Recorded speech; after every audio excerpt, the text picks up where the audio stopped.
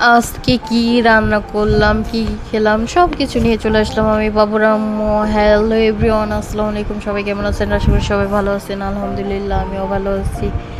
অসুস্থ হলেই বোঝা যায় সুস্থতা আল্লাহর দেওয়ার কত বড় নিয়ামত। আমার আম্মু অনেক অসুস্থ, সবাই একটু দোয়া করবেন আমার আম্মুর জন্য। অনেক জ্বর আসছে, শরীর ব্যথা, বিছানা থেকে উঠতে পারতেছে না।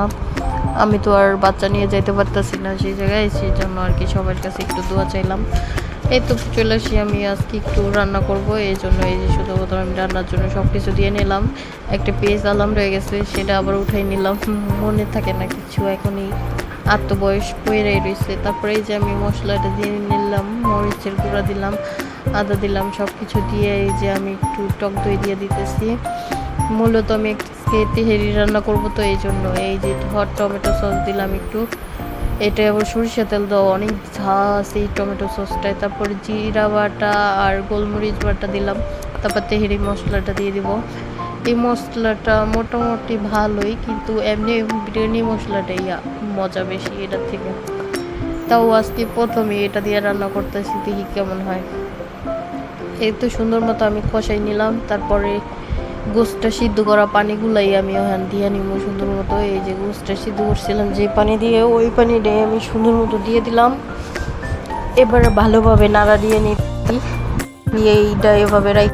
এই যে চাল ঠিক করতে আসলাম, মানে কতটুকু আমি যতটুকু পরিমাণে রান্না করবো ততটুকু পরিমাণে আমি চাল নিয়ে নিলাম নিজের মাপ মতো নিয়ে এই যে সুন্দরভাবে আমি ধুয়ে নিতেছি। আর ওই দিক দিয়ে কিন্তু আমি ওইটার জন্য গরম পানি বসাই দিছি রাইস কুকারে, ওইটা আর কি স্কিপ করে গেছি, দেখায় নাইকা, অত ভিডিও করার সময় নাইকা, তো এই জন্য।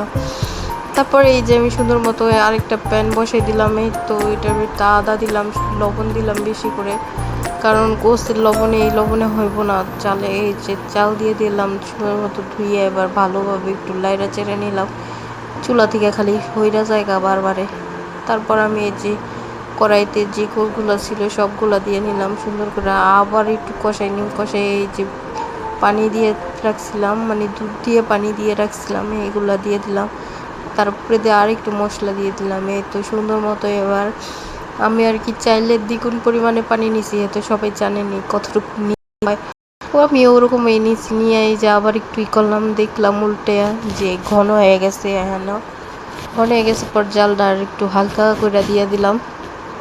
আর একটু লবণ দিয়ে দিলাম, মনে হলো কি একটু লবণ লাগবে, এই জন্য দিয়ে এই যে এবার আমি একটু ঘি দিয়ে দিলাম উপরে, একবারে দানা পড়া ঘি। এটা হচ্ছে বিক্রমপুরের দানা পড়া ঘি, একদম অনেক মজা লাগে ঘিটাও। এই তো সুন্দরভাবে আমি দিয়া লাইরে দিলাম। এই তো আমি সালাদ দিয়া সুন্দর করে এই যে খাই।